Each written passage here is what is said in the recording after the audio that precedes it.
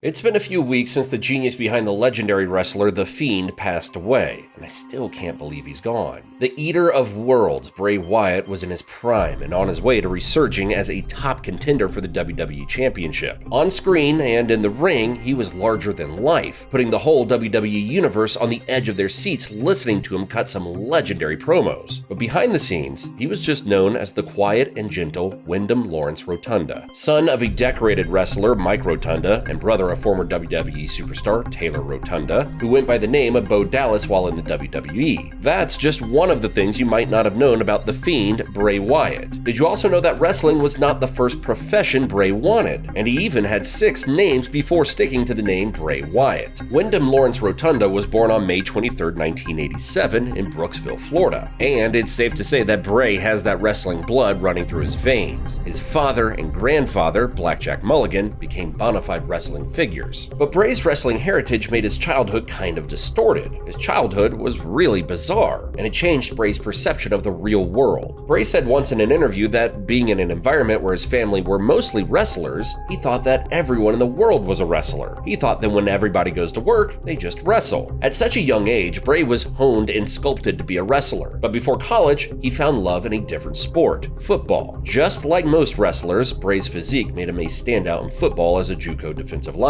He even got a collegiate football scholarship at Troy University. In his time at Troy University, Bray did not just play college football. He also looked to major in the field of broadcast journalism. Imagine the Fiend we know today as a broadcast journalist. That might explain Bray's exceptional style of speech. Obviously, Bray did not continue this path, as he dropped out of college just 27 units shy of completing his degree. His dropping out of college opened the gates to pursuing the family tradition of professional wrestling. But still, imagine Bray Wyatt in the newsroom instead of inside of a WWE ring. With a rich family background history, Bray Wyatt's WWE career looked to be a lock, right? No. Bray struggled to find his place in the company. He was at the bottom of WWE's target list. He didn't even have an identity yet. After a short stint in FCW with his brother Taylor, also known as Bo Dallas, WWE tried different names for the uprising talent. Alex Rotundo, Alex Rotunda, Duke Rotundo, and even his birth name, Windham Rotunda. But one name sticks with the young, aspiring Bray. You might have heard of it before, Husky Harris. He even described himself as a tank with a Ferrari engine. He was also being mentored by then dashing Cody Rhodes. Husky Harris debuted on NXT in 2010 and even made a name for himself. This hint of popularity made him join the uprising heel group, The Nexus, led by also uprising superstar Wade Barrett. The Nexus became famous for its feud with John Cena in 2010, and some famous names were also once members of The Nexus, like Ryback, Heath Slater, and Daniel Bryan. But after a vicious punt by Randy Orton on an edition of Raw in 2011, the name Husky Harris was also punted outside television and was never seen again. Husky Harris has gone from wrestling John Cena and Randy Orton on TV to becoming a jobber once again in FCW and NXT, as he became repackaged as Axel Mulligan, which lasted 4 days, making Bray wear a pseudo-Slipknot mask. This was a hint of what was to come, as they were heading in the right direction by making him a feared character in the WWE.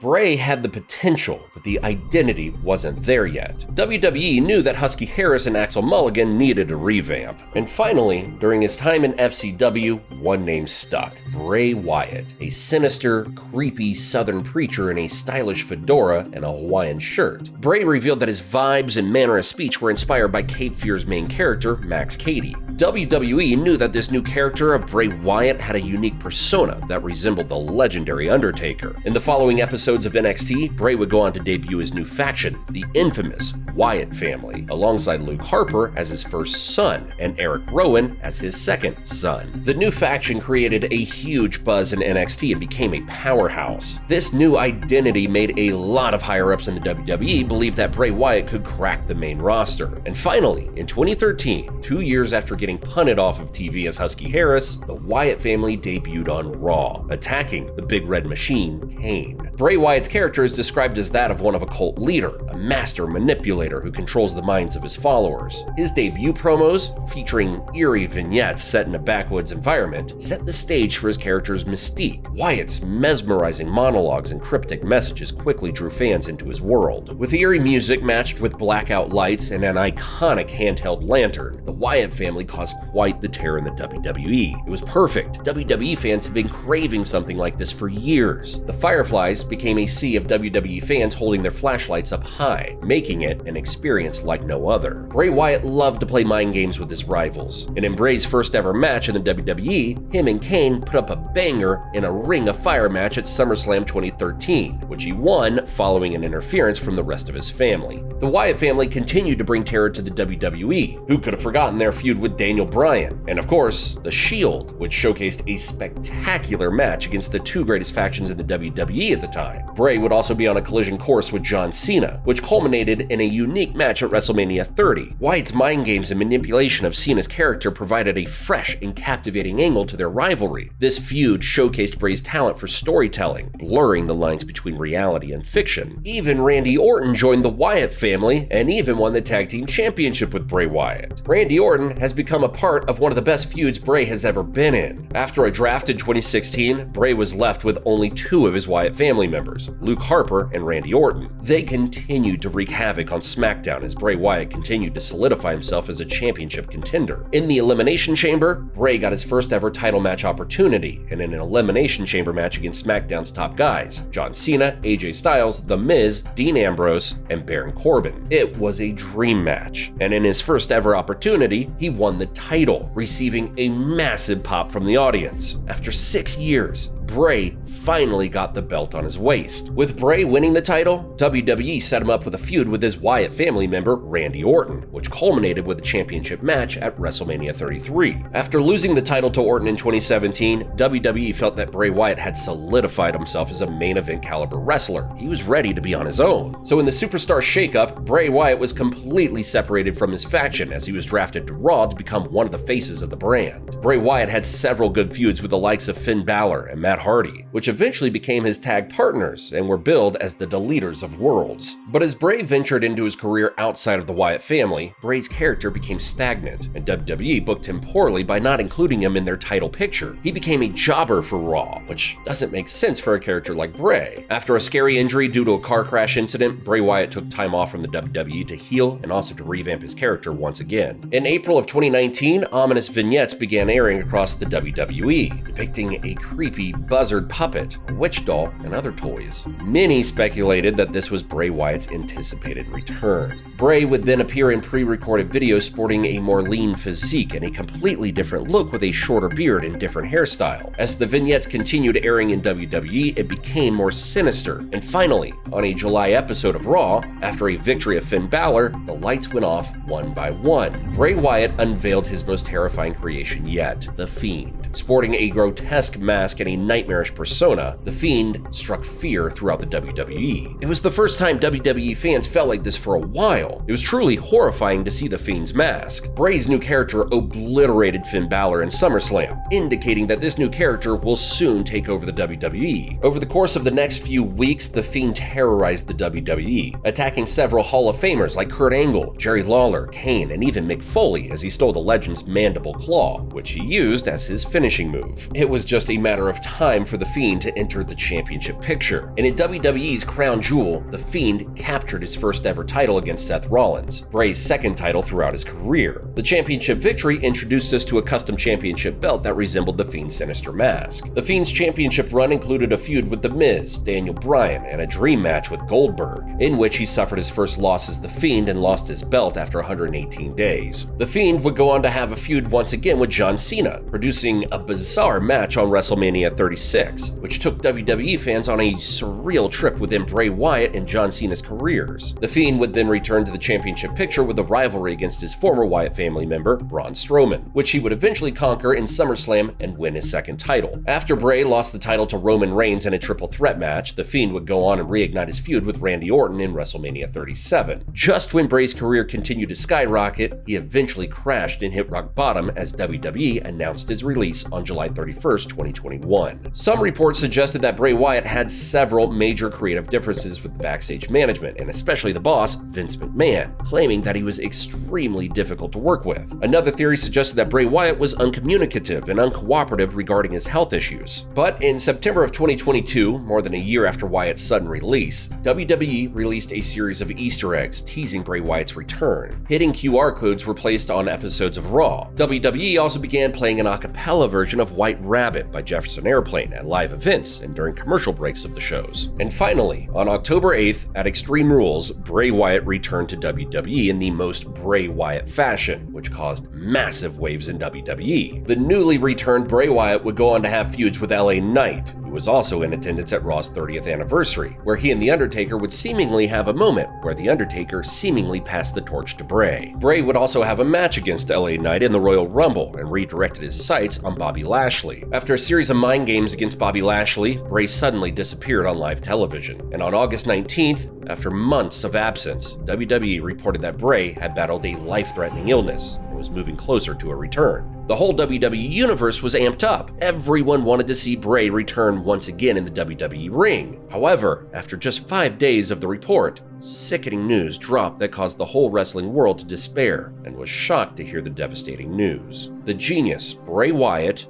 and the Fiend, Windham Rotunda, died unexpectedly at the age of 36. It really sucks that the WWE Universe was not able to see the full potential of Bray. He was taken too soon. WWE provided a tribute to Bray on an episode of Raw, where LA Knight dropped a chilling promo celebrating Bray's legacy. Bray will undeniably belong among the greats. His brilliance inside the WWE ring will never be forgotten. We'll miss you, Bray Wyatt, and we'll never forget you. You definitely had the whole world in your hands.